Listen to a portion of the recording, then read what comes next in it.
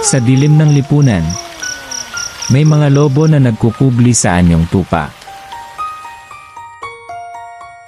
Hindi sila kumakain ng karne. Kumakain sila ng kinabukasan. Hindi dugo ang nilalaplap nila, kundi ang pawis ng taong bayan. At ang pinakamalupit na magnanakaw, hindi nanunukso sa dilim, kundi gumigingiti sa liwanag. Ang lobong Maninila hindi titigil hanggat may mga Pilipinong natutulog sa katotohanan. At kapag tayo'y tuluyang nanahimik, tandaan mo, hindi lobo ang pumatay sa atin, kundi ang katahimikan nating pumayag na lapain tayo.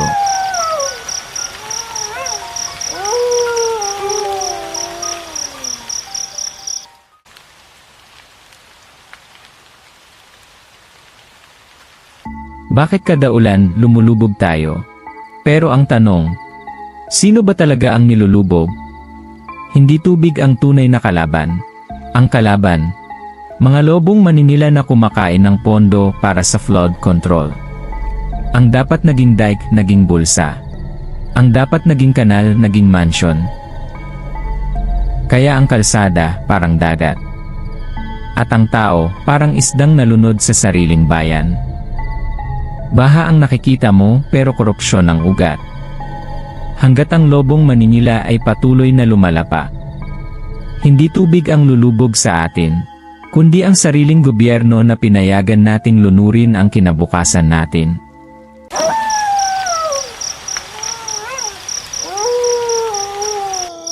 Walang lobong Maninila kung walang nagpapakain sa kanila. May pumipirma sa kasinungalingan. May pumapalakpak sa pandaraya. At may nananahimik na parang walang kasalanan. Sila ang mga kakonsaba, mga konsentidor, mga tahimik na kapwa Maninila. Hindi lang isang lobo ang problema, kundi ang buong kawan na nagtatago sa dilim. Hanggat may mga konsentidor, lalakas ang lobong Maninila. At sa huli, bayan ang kanilang kakainin.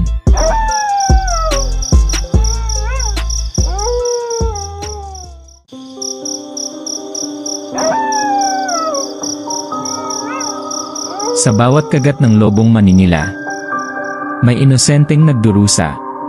Sila ang mga pamilyang binaha, mga batang nagugutom, at mga manggagawang laging talo.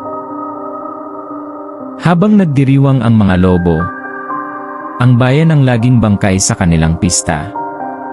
Ang pinakamalupit na sugat ay hindi nakikita, kundi nararamdaman ng pamilyang nilulunod sa utang at kahirapan.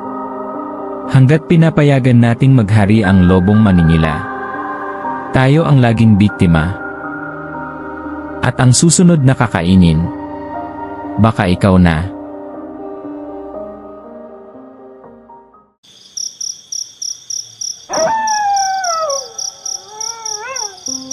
Sa mundong nilalamon ng lobong Maninila, kahit magnanakaw, pwedeng gawing bayani. May mga kamay na nagnanakaw, pero sa ilalim ng spotlight, parang kamay na tumutulong. May mga sugat na sila ang may gawa, pero sa kwento, sila raw ang nagpagaling.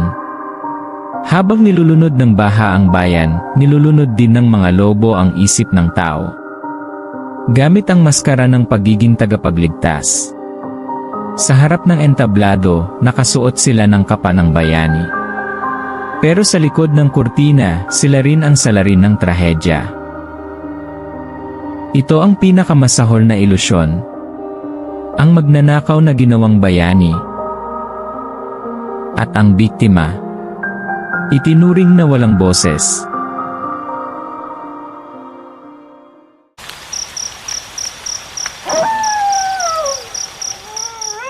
Matagal nang nilamon ng lobo ang dugo at luha ng bayan.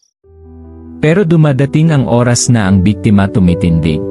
Sa bawat batang nagutom, sa bawat inang lumuha, At sa bawat pangarap na kinitil, nag-ipon ng apoy ang puso ng bayan. Hindi na tahimik ang biktima. Hindi na basta nagpapaloko. Ang dating luha, naging sigaw.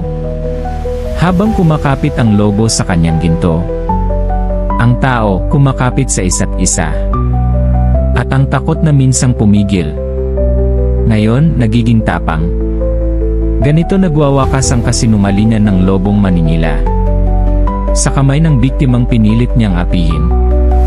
At sa huling luha ng bayan, isinisilang ang panibagong lakas.